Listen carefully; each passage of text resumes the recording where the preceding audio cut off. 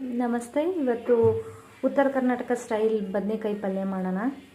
ಬದನೆಕಾಯಿ ಪಲ್ಯಗೆ ನಾನು 3 ಬದನೆಕಾಯಿನ ತಗೊಂಡು ನೀಟಾಗಿ ತೊಳ್ಕೊಂಡ್ಬಿಟ್ಟು ಕಟ್ ಮಾಡಿ ಇಟ್ಕೊಂಡಿದ್ದೀನಿ. ಇವಾಗ ಒಂದು ಮೀಡಿಯಮ್ ಸೈಜು ಈರುಳ್ಳಿ ಕಟ್ ಮಾಡಿ ಇಟ್ಕೊಂಡಿದ್ದೀನಿ.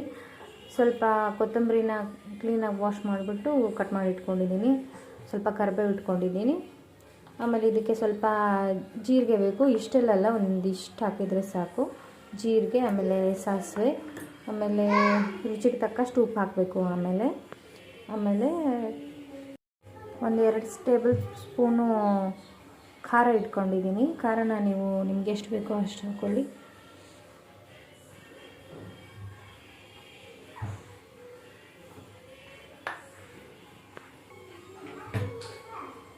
ಈ ಖಾರದಲ್ಲೇ ನಾನು ಸ್ವಲ್ಪ ಒಂದು ಚಿಕ್ಕ ಸ್ಪೂನಿಂದ ಗರಂ ಮಸಾಲ ಹಾಕ್ಕೊತಾ ಇದ್ದೀನಿ ಇದ್ರೊಳಗಡೆನೆ.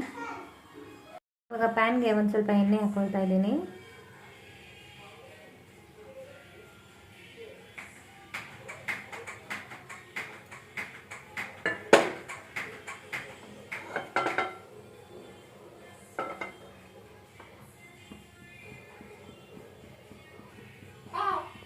ಎಣ್ಣೆ ಬಿಸಿ ಆಗಿದೆ. ಇವಾಗ ಸ್ವಲ್ಪ ಜೀರಿಗೆ ಹಾಕ್ಕೊಳ್ತಾ ಇದ್ದೀನಿ. ಸಾಸಿವೆ ಹಾಕ್ಕೊಳ್ತಾ ಇದ್ದೀನಿ. ಫಸ್ಟು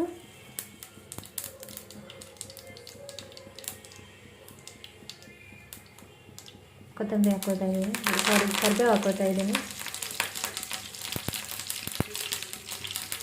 ಈರುಳ್ಳಿ ಕಟ್ ಮಾಡಿ ಇಟ್ಕೊಂಡಿದ್ನೆಲ್ಲ ಅದು ಈರುಳ್ಳಿ ಹಾಕ್ಕೊಳ್ತಾ ಇದ್ದೀನಿ. ಇವಾಗ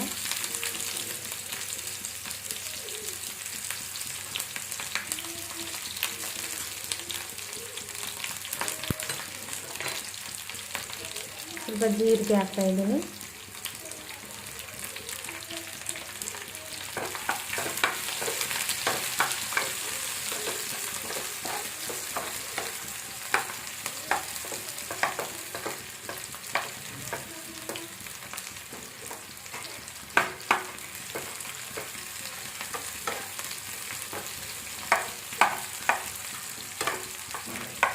ಫಸ್ಟ್ ಈರುಳ್ಳಿ ಎಲ್ಲ ಚೆನ್ನಾಗಿ ಫ್ರೈ ಆಗಬಿಡಲಿ.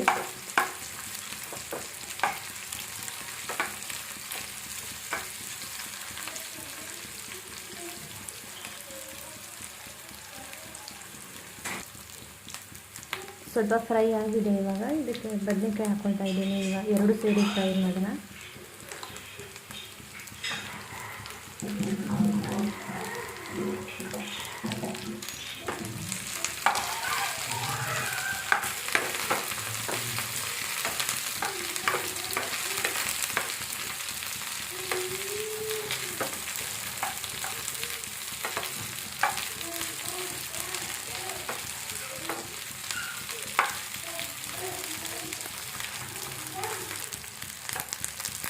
ಒಂದು 5 ನಿಮಿಷ ಫ್ರೈ ಮಾಡ್ಕೊಳ್ಳಿ.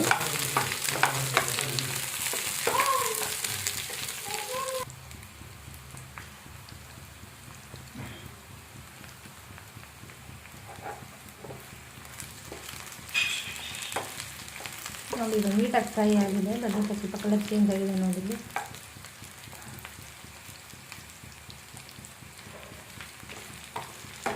ಒಂದು 5 ರಿಂದ 6 ನಿಮಿಷ ಫ್ರೈ ಮಾಡ್ಕೊಂಡು ಆದಮೇಲೆ ಖಾರದ ಪುಡಿ ಹಾಕ್ತಾಯಿದ್ದೀನಿ.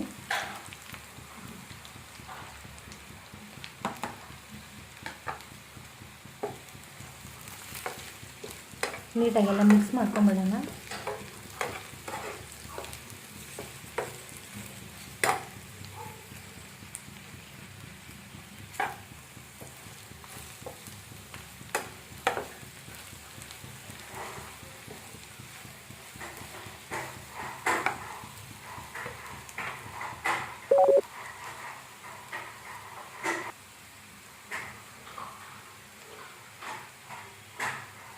ಉಪ್ಪು ಸೇರಿಸ್ತಾ ಇದ್ದೀನಿ.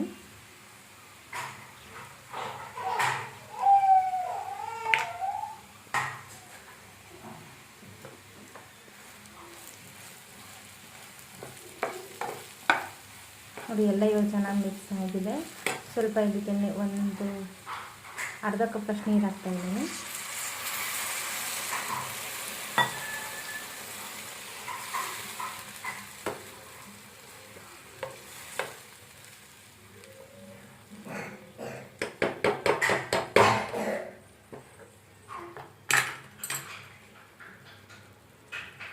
ಕೊತ್ತಂಬರಿ ಕಟ್ ಮಾಡಿ ಇಟ್ಕೊಂಡಿರೋದನ್ನು ಹಾಕ್ತಾಯಿದ್ದೀನಿ.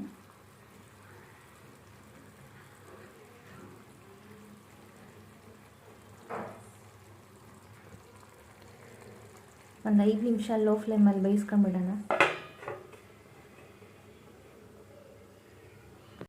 ರೀತಿ ಆಗಿದೆ. ನೀವು ಇದರಲ್ಲಿ ಬೇಕಿದ್ರೆ ಶೇಂಗಾ ಪುಡಿನೂ ಹಾಕ್ಕೋಬೋದು. ನಾನು ಹಾಕ್ತಾಯಿಲ್ಲ.